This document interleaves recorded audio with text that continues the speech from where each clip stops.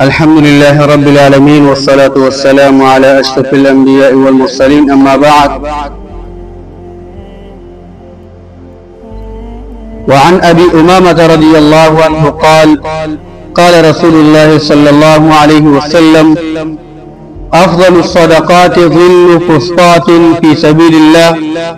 ومنيحة خادم في سبيل الله أو طروقة فحل في سبيل الله رواه الترمذي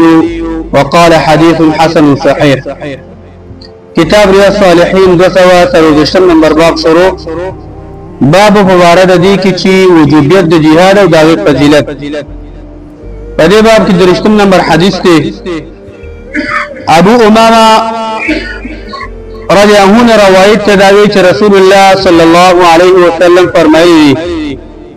افضل الصدقات ظل فسطاط في سبيل الله.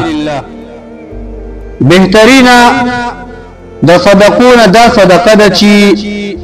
ظل فسطاط فی سبیل الله یو مجاهد ته الله رب العالمین په لار کې یو د خیمه سوره برابرول او تیارول. خیمه ذکر کړل نبی صلی الله علیه وسلم خو مراد تی هغه شی چې پاغه باندې سوره کې دلی شي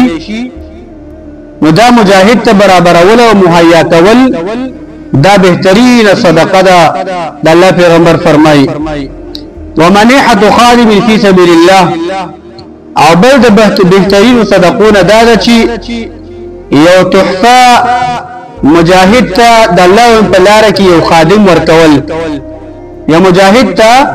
یو خادم او خدمتگار تحفه کول د الله تعالی په لار کې چې دا خادم دا دی مجاهد خدمت کوي دا بهترین صدقه ده. او طروقة فحل فی سبیل الله یا وزوانا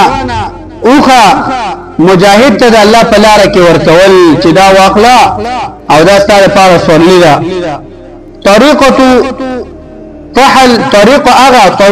اوخه ته ویل کېږي الناقه التي صلحت لان يقربها الفحل. اغه اوخه ته ویل کېږي چې هغه د شانته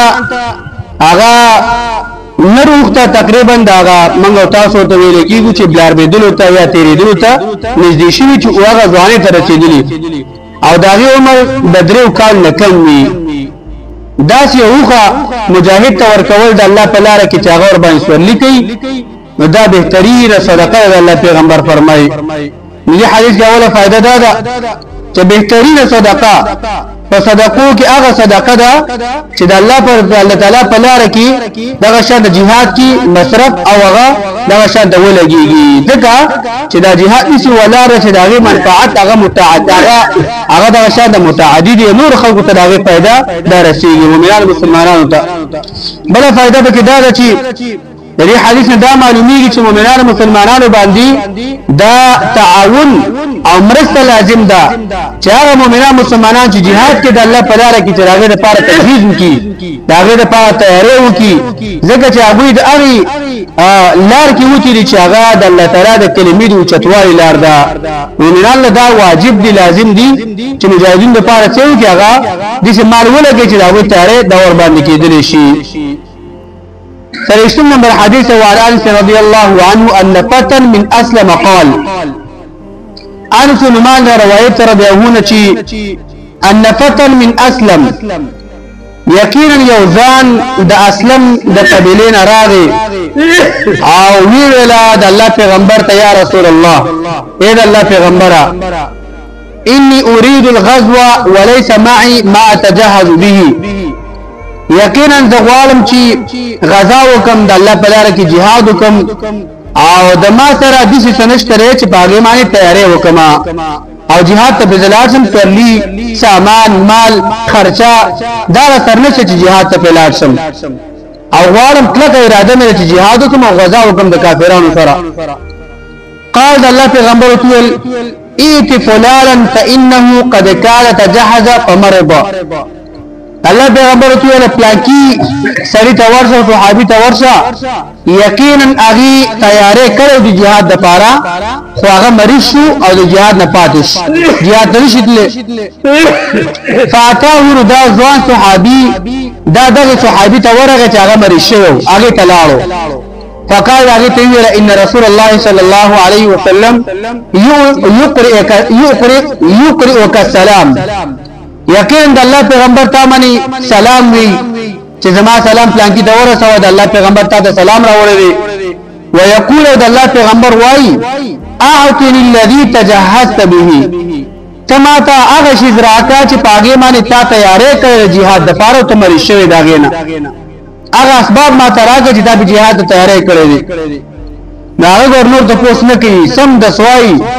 قال دغه صحابي یا فلانا اے پلان کئی یا خدیت آواز کئی یا خادم توحید تا آواز کئی اے پلان کئی اعطیه الذی کنت تجهزت بی تور کدی سړیتا هر هغه څه چې ما پاګی مانی د غزا د پاره تیارې کړو ټولو تور کا ولا تحبسی عنه شیئا او داګه نه هیڅ رضان سره ایثار نه کې پاتې نه فوالله دی ورته وی زما د الله قسم لا تحبسی منه شیئا فيبارك لك فيه داګه نه ګوره هیڅ ایثار نه کې داګه نه ګوره هیڅ ایثار نه کې کڅ شی ته ایثار کو نو استاد لپاره پاره کې هیڅ برکت د الله د خوانه دا ګوره نشته دی دغه شی باندې ما تیارې کړو چې به jihad تلاشم ته څنګه ټول د دې صحابي ته ورګه چې الله پیغمبر را لګړي او هیڅ شی د ګوره ایثار نه کوي زما د الله قسمی کڅ شی ته ایثار کو باغې کې بچت کوم کار لپاره خیر او برکت داوانه چولیش دې حدیث ګډيره فائدې اوله فائدہ دا چې الله پیغمبر صلی الله علیه وسلم ته وګوره صحابه کرام په منځ کې سره کم یو تدبیر خاصه تدبیرونه کوي یو صحابي څنګه لري بل صحابي مری شوی دی تیارې کړی الله پیغمبر سره ترتیب برابر کو خاصه دیو فائدہ کړه دا یو کس هغه دغه شانته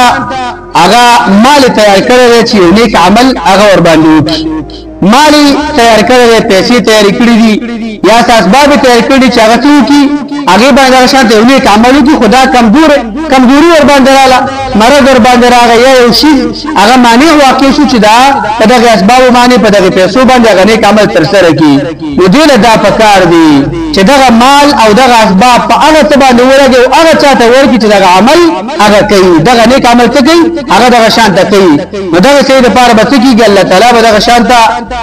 د دې اسباب د یو کس استعمال کوي چې هغه نیک عمل کراوي او هغه نیک عمل باندې نیک عمل باندې وکي الله تعالی به دغه نیک عمل اجر هغه دغه شان دې صحیح ته ورکی او هغه سره چې دغه نیک عمل دغه اسباب باندې وکي هغه ته الله تعالی سره ثواب وته ورکی نو چا چې کومه پیسې د کوم نیک عمل لپاره خاص کړي هغه په کار نه چې هغه خپل به شخصي مصرف کراولي هغه د فمری شوما او ما من خدا دغه شان د حالت را باندې راغی په کار کې لدار چې دغه پیسې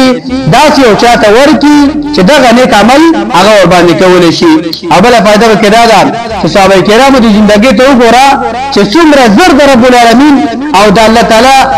د الله پیغمبر د احکام پابندي کوي سم 10 پیغام عمل کوي چې د الله پیغمبر حکم مو ترغه او د الله حکم مو ترغه ګوره خدای مانه کوي ته چې ګوره دغه مال نه شي سار نه کوي ولی چې دغه مال او دغه تیارې ما د jihad لپاره کړی دی چې چیرې په پاتې کړل نو دې کې بچر تم ساده لپاره زما د الله قسمی چې خیر دا به کوانه چولې شي انسان له بکار نه دي چې هغه لالچ کی د الله د احکام او د ماتول د پاره د الله د پیغمبر د احکام او د ماتول د پاره الله دې ته خبر ورته سبق او توفیق راکړي وصلی الله علی نبینا محمد